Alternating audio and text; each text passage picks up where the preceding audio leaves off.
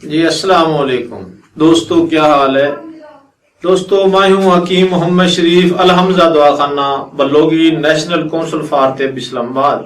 वाइजा मरद तोहफा हुआ यशफीन।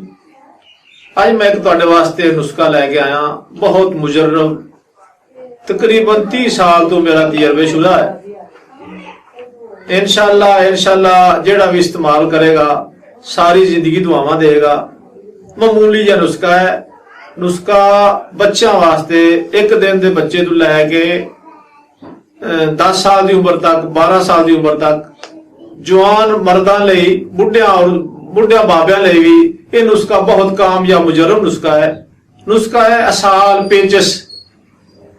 वो पेचस जेड़े बहुत पुराने तो पुराने, वो पेचस जेड़े बच्चों को डॉक्टर बहुत ज्यादा ड्रिप भी लगाते ने, दवाइयां खिला के आराम नहीं आता।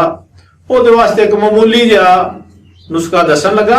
नुस्खा की बल्कि जादू की पुड़िया है, चुटकी है जादू की। नुस्खा सुने, राल सफेद एक चुटकी बरीक कर लेना, राल सफेद नू एक चुटकी खिलानी है। इंशाल्लाह एक दफा या 2 दफा खिलाने नाल जिन्ने पुराने तो पुराने असाल ने, पेचस ने, है जी, थोड़ी देर बाद पखाना आ जाता, थोड़ी देर बाद पखाना आया, संगरहनी है, आंतड़ियां सोजश है, गैस है। इंशाल्लाह 1-2 खुराका खिलाने नाल पेचस संगरहनी वो खत्म हो जाएगी इंशाल्लाह। दुआवां याद रखना। अस्सलाम वालेकुम।